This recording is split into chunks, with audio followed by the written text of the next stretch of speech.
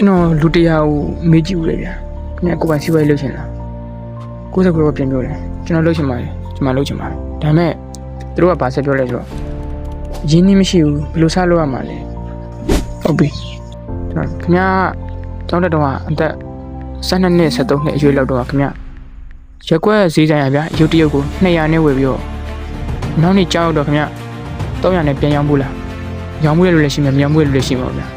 ရောင်းမှုရလို့ဆိုရင်ဘယ်လိုတွေးလဲဆိုတော့ကျွန်တော်ပြပြ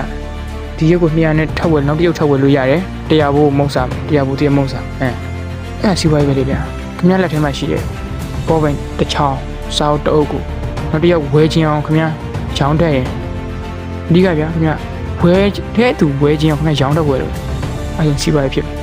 အဲ့လိုမျိုးဗျာတေးသေးလေးကနေစားဘဝဆိုတာ1 2ပြန်တွေးလို့မရ1ပြီး2ကိုပဲတွေးရဒီဝေးကနေပြီးတော့ခင်ဗျားတို့အတွက်အကြံတစ်ခုရခဲ့တယ်ဆိုရင်တော့ yes လို့မှတ်ခဲ့ပြီပါ